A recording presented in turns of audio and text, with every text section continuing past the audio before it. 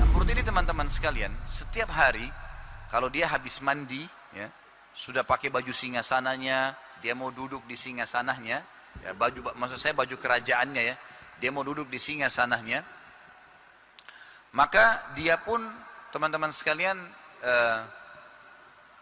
mengangkat hijab, dia taruh seperti gorden yang besar, kain besar antara dia dengan orang-orang di sekitarnya. Jadi ada dayang-dayangnya, perdana menterinya, istri anaknya pun sama.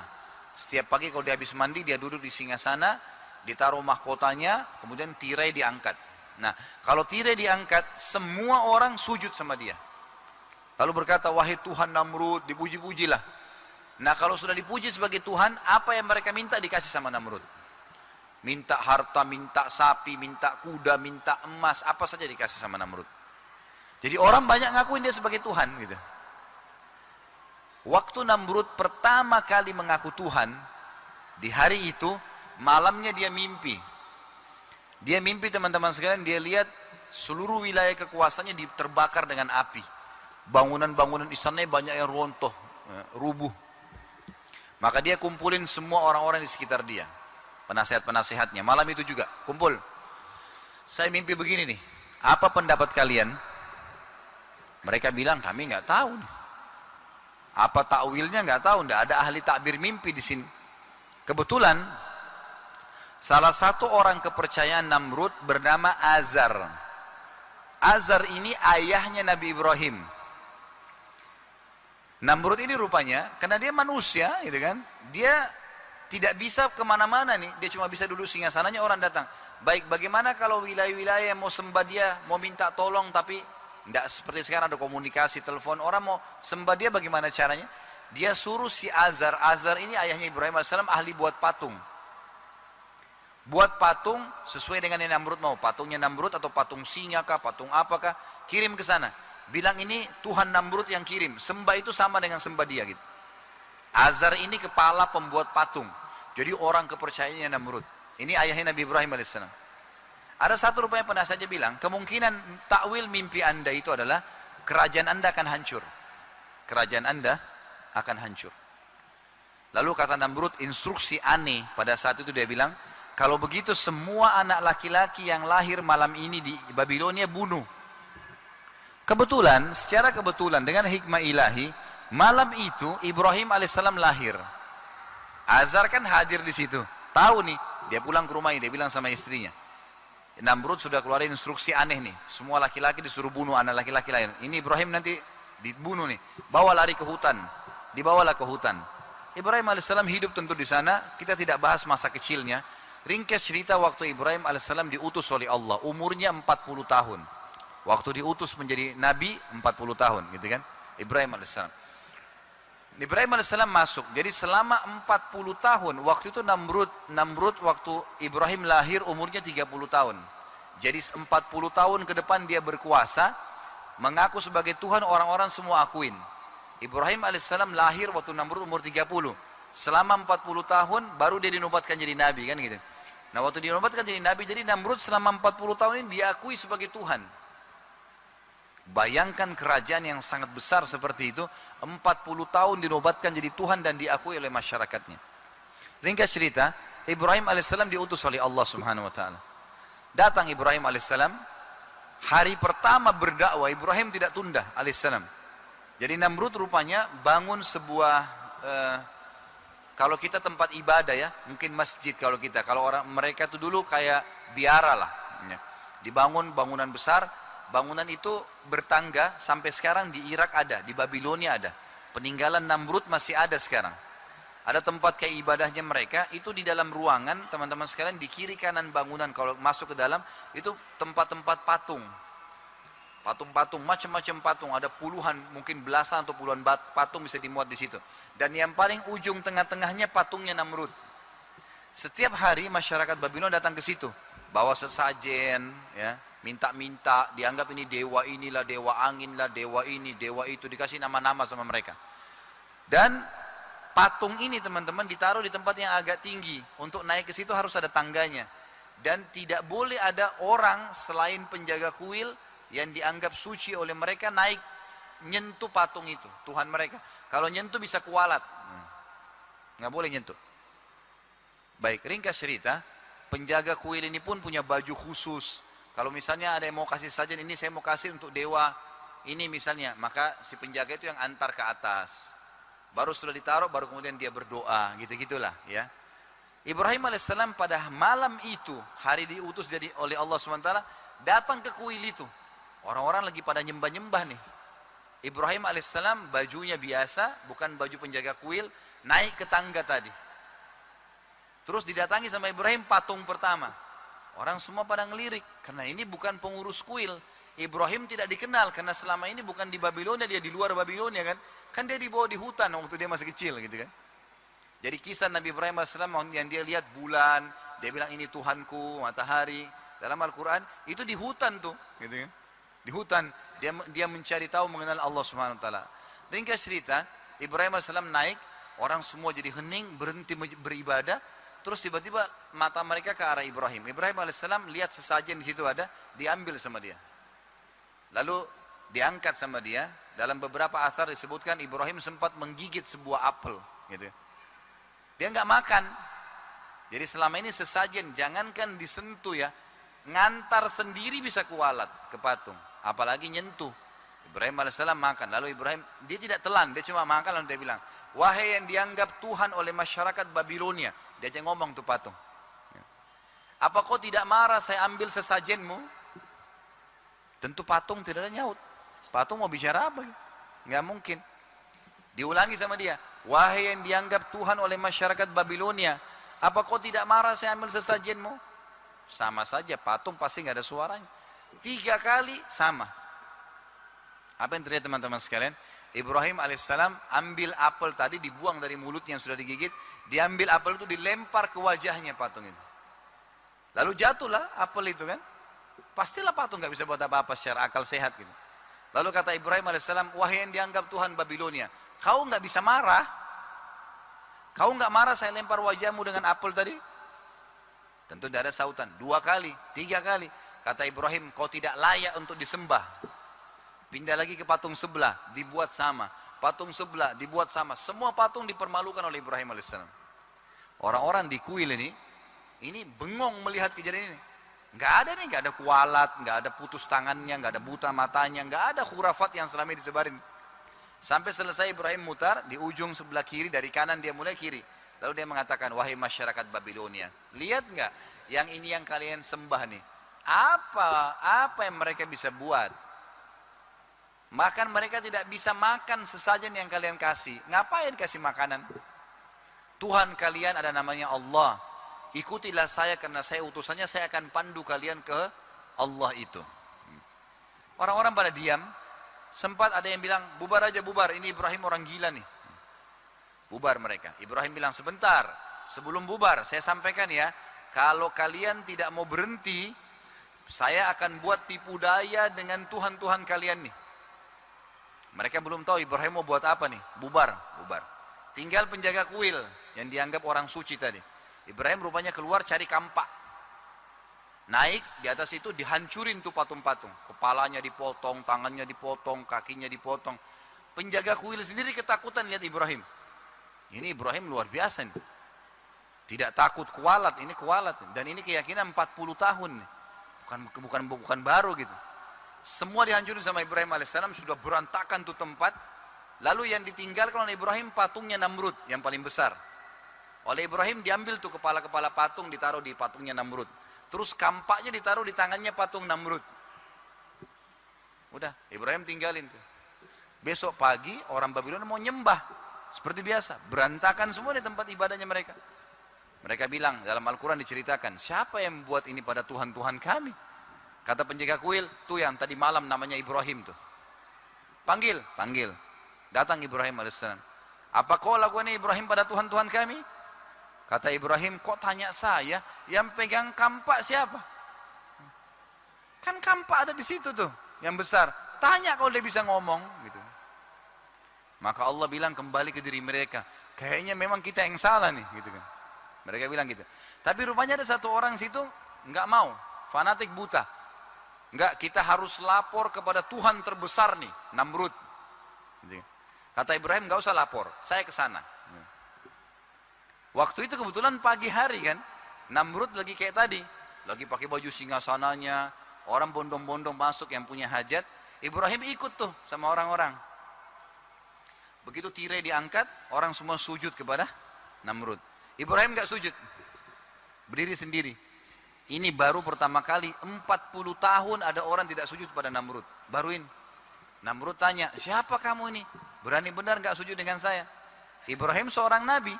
Memang tugasnya membatalkan kekafiran itu. Kata Ibrahim apa? Dia tidak panggil Tuhan, tidak panggil raja apalagi Tuhan gitu. Kata Ibrahim, wahai Namrud. Dipanggil Namrud. Begitu dipanggil wahai Namrud, orang yang lagi sujud ini berdiri semua. Orang panggil nama Namrud siapa nih? Gitu. Belum pernah. Ini panggil Tuhan, panggil raja, panggil panggilan terhormat. Wahai Namrud, dari mana kau ngaku Tuhan? Kau ini manusia biasa seperti saya. Kamu punya dua mata, saya punya dua mata. Kamu punya dua tangan, saya punya dua tangan. Kamu punya dua kaki, saya punya dua kaki. Apa bedanya dengan saya? Kamu juga sama dengan saya, lahir dari rahim seorang ibu, bayi, anak-anak, remaja, tua kayak kamu sekarang. Kamu juga akan mati. Seperti manusia lainnya. Kamu lapar, kamu haus, kamu juga tidur kalau kamu capek. Dari mana kamu ngaku Tuhan? Tuhanku dan Tuhanmu ada namanya Allah. Allah itu menghidupkan dan mematikan. Rupanya Namrud ini terpukul sebenarnya. Belum pernah ada orang bilang seperti ini. Dan ini luar biasa, kurang ajar bagi dia ya. Di istanahnya, di depan orang-orang semua dipermalukan. Tapi Namrud nggak mau perlihatkan emosinya. Diredam sama dia. Dia bilang, wahai Ibrahim, kalau Tuhanmu kau bilang itu menghidupkan dan mematikan, saya juga bisa. Mau bukti? Kata Ibrahim, tentu saja. Namrud pakai akal-akal manusianya nih. Dia bilang sama prajuritnya di depan pintu, tangkap dua orang yang lewat depan istana. Siapa saja? Lewat dua laki-laki ditangkap. Lalu yang satu oleh Namrud disuruh bunuh, yang satu disuruh pergi. Dikasih apa saja yang dia mau. Kata Namrud, lihat, saya juga mematikan dan menghidupkan. Tentu ini kebodohan ya. Kenapa kebodohan? Karena orang yang disuruh pergi sudah hidup sebelumnya. Jadi dia menipu diri dia sendiri sebenarnya. Jibril alaihissalam datang waktu itu menyampaikan kepada Ibrahim, wahai Ibrahim, ini orang ini keras kepala. Kalau kau cuma kasih contoh-contoh di dunia, di bumi, dia akan cari alasan. Tantang dia di langit. Baik, kata Ibrahim alaihissalam, baiklah. Wahai Namrud, Tuhanku dan Tuhanmu Allah setiap hari menerbitkan matahari dari timur, menerbenamkannya di barat. Apa kau bisa? Apa Namrud mau bilang kira-kira? Contoh apa yang dia bisa lawan matahari? Terbit dan terbenam. Maka kata Allah, fabuhital ladzi kafar. Maka orang kafir itu jadi terdiam. Emosinya naik nih. Dia bilang penjarakan Ibrahim nih, penjarain. Bubar semua orang, bubar. Lalu Namrud kumpul nih sama orang-orang penasihat-penasihatnya. Ini Ibrahim ini luar biasa nih. Membantah ketuhanan saya nih. Ini kalau dibiarin bahaya. Saya mau bunuh Ibrahim. Tapi saya nggak mau mati biasa, kata Namrud. Saya mau mati yang luar biasa. Yang spektakuler. Yang tidak ada lagi orang seperti Ibrahim. Kalau penggal orang, tusuk, potong tangannya, udah biasa itu Namrud. Dia udah biasa bunuh begini. Saya mau bunuh yang luar biasa. Yang orang semua ketakutan. Musyawarah sehari, 2 hari. Setelah sepekan bermusyawarah teman-teman. Baru muncul ide membakar. Bakar Ibrahim. Bakar ini mati yang paling menyakitkan. Jadi kalau dibakar, dari pertama dibakar sampai dia mati, kesakitan terus kan. Nah ini mati yang spektakuler. Kata Namrud, baik, buat api yang belum pernah masyarakat Babilonia lihat. Keluarin semua biaya, kerahkan tenaga, dibuatlah api besar. Api ini teman-teman, dalam beberapa asar disebutkan, itu sebesar setinggi istananya Namrud. Sekitar 20-30 meter istana, sangat tinggi, besar. Api sebesar itu, kalau api sebesar bangunan masjid ini luar biasa. Untuk bakar satu orang. Untuk bakar satu orang 1 kali 2 meter ruangan sudah hangus orang itu kan. Ini enggak, karena bencinya dia. Biaya dikerahkan, dikeluarkan, tenaga dikerahkan buat api yang luar biasa. Sampai sekarang di Babilonia di Irak masih ada diperkirakan itu bekas tungkuhannya Namrud, besar. Jadi agak tinggi supaya orang dari jauh lihat daru apinya di atas besar gitu. Dibakarlah, dikerahkan semua. Dan perlu teman-teman tahu, Allah Azza wa Jalla sebagai sang pencipta selalu membiarkan orang-orang kafir ini melakukan upayanya maksimal, nanti Allah batalkan dengan hal yang kecil sekali. Sudah dia usaha cepat setengah mati, nanti yang kecil membatalin semua itu. Yang terjadi adalah setelah api terbakar sampai dalam beberapa athar yang lain. Athar ini maksudnya riwayat ya. Ada riwayat yang menjelaskan kalau burung lewat di atas api itu langsung hangus karena panasnya gitu, besarnya. Ibrahim alaihissalam dikeluarkan lalu dibuka bajunya. Kata Namrud, buka bajunya. Saya ingin dia merasakan setiap kulitnya itu merasakan panas. Dan ini penyebab daripada hadis Bukhari yang kata Nabi SAW, kalau antum baca secara zahirnya hadis ini tidak faham kalau tidak connect sama kisah ini. Kata Nabi SAW, akulah orang yang paling pertama dibukakan kuburan, dibangkitkan di mahsyar hari kiamat. Dan Ibrahim adalah orang yang pertama diberikan baju. Karena orang dibangkitkan tanpa baju kan, tanpa baju, tanpa alas kaki, tanpa khitan, ya kan gitu. Jadi Ibrahim alaihissalam pernah dikasih. Kata ulama hadis maksudnya adalah Ibrahim waktu mau dibakar oleh Namrud disuruh buka bajunya. Sebagai penghormatan Allah kasih dia orang pertama dapat baju hari kiamat. Ringkas cerita, Nabi Ibrahim dikeluarkan nih. Waktu Ibrahim dikeluarkan dan akan dilempar pakai katapel yang besar sekali mau dilempar ke dalam api supaya orang lihat. Ibrahim alaihissalam pada saat itu didatangi oleh Jibril. Dalam beberapa riwayat disebutkan didatangi oleh Jibril dan Jibril berkata, wahai Ibrahim, Allah telah mengutus saya untuk kau minta tolong apa saja. Apa saja. Kau suruh saya bunuh Namrud, saya bunuh Namrud. Kau suruh saya padamkan api, saya padamin api. Perintah apa saja. Lalu kata Ibrahim alaihissalam, wahai Jibril, kalau kepadamu saya enggak butuh, kalau kepada Allah saya butuh. Sampai Allah memuji Ibrahim dalam firman-Nya, inna Ibrahim kana ummah. Ibrahim itu satu orang tapi seperti satu umat keyakinannya tentang Allah SWT. Luar biasa. Jibril ditolak sama dia. Lalu sementara dilempar, Jibril pergi dilemparlah ke api. Sementara dilempar, Ibrahim mengucapkan kalimat yang mulia. Dia mengatakan, ya Allah, zat yang telah aku imani keberadaannya secara gaib. Tidak kelihatan dengan mata. Aku yakin kau menciptakan aku dan segala sesuatunya termasuk api ini ya Allah. Dan engkau lah yang telah menjadikan api ini panas. Maka aku mohon kepadamu agar engkau menjadikannya dingin untukku. Allah Azza wa Jal dari atas langit sana menginstruksikan kepada api. Dalam Al-Quran, ya naru kuni bardan wa salaman ala Ibrahim. Wahai api jadikan dirimu dingin dan keselamatan bagi Ibrahim. Dilemparlah Ibrahim alaihissalam. Waktu masuk ke dalam api teman-teman, ada satu kejadian yang kecil tapi efeknya besar. Waktu masuk ke dalam api, orang kalau kena api sekuat-kuat tubuhnya teriak nggak? Ada nggak tahan di sini kalau dibakar api? Biar orang bilang punya ilmu kebal, kalau dibakar mati pasti teriak gitu kan. Ibrahim alaihissalam masuk dalam api, nggak ada jeritan, nggak ada teriakan, nggak ada suara. Dan Namrud ini saking jengkelnya sama Ibrahim, di sekitar lingkaran api itu ditaruh prajurit-prajurit pilihan. Jadi kalau sampai Ibrahim mau lari didorong lagi. Luar biasa gitu. Sudah apinya panas, ini burung lewat langsung hangus, manusia juga sama. Nggak ada suara. Orang-orang hening semua, kok bisa? Kejadian kecil ini tapi besar efeknya. Namrud bilang, oh Ibrahim sudah mati begitu kena uapnya api saya. Baiklah, orang percaya saja. Bubar semua. Kata Namrud, bakar Ibrahim 3 hari. Jangan keluarin dari api, 3 hari. Setelah 3 hari kumpul lagi semua ya. Saya ingin melihat debunya Ibrahim. Dengan sombong. Dan dia bilang, sebarkan berita, siapapun yang seperti Ibrahim nasibnya akan sama nih. Membantah ketuhanan saya akan dibakar begini. Baik. 3 hari Namrud makan, minum, pesta-pesta, mabuk-mabuk. Orang bebas datang ke istananya, makan-makan. Pokoknya Ibrahim sudah mati yang bantah ketuhanannya.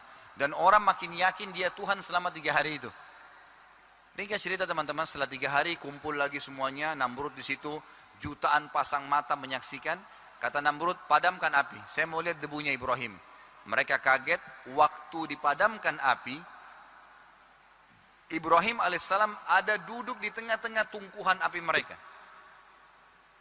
Waktu itu kan karena agak jauh, orang-orang bingung, ini Ibrahim masih hidupkah? Hangus berdudukkah? Tidak terlalu jelas gitu kan. Lalu Namrud waktu itu, dia coba melihat dari jauh, kayaknya masih utuh nih Ibrahim. Dan datang instruksi waktu itu kepada Ibrahim alaihissalam dari Jibril, dari Allah SWT, wahai Ibrahim, Tuhanmu suruh kau berdiri pulang ke rumah, nggak buat apa-apa, itu saja. Berdiri dari tumpuan ini pulang ke rumahmu, nggak ada instruksi yang lain. Orang-orang beriman seperti itu ya, instruksinya datang, sholat, puasa, zakat, tinggalkan ini. Masalah ada hikmah, tidak ada hikmah itu urusan lain. Tetap dikerjakan. Orang beriman begitu. Allah perintahnya sudah, gitu kan? Seperti itulah. Ibrahim AS melakukan. Ternyata berdirinya Ibrahim dari tumpuan tadi pulang ke rumahnya membantah perkataan Namrud yang bilang apa? Oh Ibrahim hangus tuh terpanggang di atas tumpuan saya. Karena Ibrahim kan duduk. Ternyata Ibrahim AS berdiri pulang. Nah perkataan Namrud terbantahkan. Orang semua tersebar berita jutaan pasang mata nih. Yang hadir pada saat itu mengatakan, oh Ibrahim hebat. Berarti Tuhannya Ibrahim lebih hebat daripada Tuhan Namrud. Dibakar gak mempan. Berarti Ibrahim lebih hebat nih kita ikutin. Tersebar berita begitu. Waktu itu Namrud bingung. Mau bagaimana lagi kira-kira? Coba teman-teman kalau ada orang dibakar api seperti ini tidak mati. Kira-kira masih mempan gak kalau ditebas dengan pedang? Nah, udah gak, pasti gak mempan otomatis kan. Api aja besar gak makan apalagi pedang gitu. Namrud pulang ke istananya semalam suntuk gak bisa tidur dia. Sumpek, ini gimana lagi? Mau dihadapin. Semua biaya terbesar, semua cara yang paling hebat menurut manusia sudah dilakukan. Tapi Allah batalkan dengan sesuatu. Enggak terbakar. Udah selesai. Mau buat apa dia? Gak bisa. Baik. Keesokan paginya, Allah Azza wa Jalla mempermalukan Namrud. Membongkar kedoknya. Dengan mengutus padanya seekor lalat. Lalat ini teman-teman sekalian masuk di lubang hidungnya Namrud. Sampai ke otaknya. 3 hari. Dia siksa tadi Ibrahim 3 hari niatnya. Allah siksa 3 hari dengan lalat. Dipukul-pukul, nangis-nangis, teriak. Nggak bisa. Nggak makan, nggak minum, nggak tidur, nggak buang air besar. 3 hari. Kira-kira manusia kalau begini 3 hari mati nggak? Namrud akhirnya mati tergeletak. Dengan tubuhnya yang besar jatuh di dekat singgasananya. Dengan hikmah Allah, orang-orang yang paling percaya dia sebagai Tuhan, orang sekitarnya datang dekatin. Lalatnya keluar. Tersebar berita Namrud dibunuh oleh lalat. Ya itu. Habislah cerita Namrud nih, yang terkenal sebagai orang yang kuat, orang yang kaya, orang yang Tuhan 40 tahun. Habis ceritanya. Lalat mati. Dan kita lihat, ini ceritanya tentu teman-teman ada dalam Al-Quran ya. Ada beberapa tempat, tapi kalau antum mau baca ada dalam surah Al-Baqarah, urutan 2 ayat 258. Saya bacakan satu ayat ini. A'udzubillahi minasyaitonir rajim. Saya tidak bisa bacain semua ayatnya karena akan panjang ya. Tapi kisah ini semua saya ambil dari ayat-ayat Al-Quran tentunya dan hadis Nabi SAW. Di antara ayatnya Al-Baqarah 258.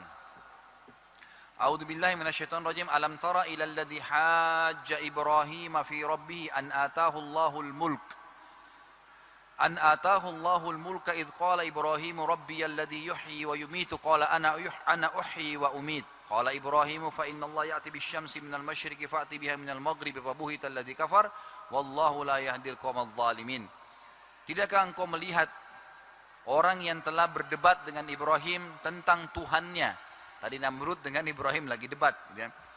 Bahwasanya orang itu sebenarnya Allah yang kasih kerajaan. Lalu Ibrahim berkata, Tuhanku yang menghidupkan dan mematikan. Lalu dia bilang, saya juga hidupkan dan mematikan. Dengan cara tadi kalau hadis menjelaskan, dia suruh tangkap 2 orang, satu dibunuh, satu dibiarkan pergi. Lalu Ibrahim berkata, kalau begitu Tuhanku dan Tuhanmu Allah mendatangkan matahari dari timur ke barat, terbit dan terbenam. Apa kau bisa? Maka Allah bilang, fabuhital ladzi kafar. Maka orang kafir itu terdiam, nggak bisa ngomong apa-apa. Dan Allah tidak memberikan hidayah kepada orang-orang yang zalim.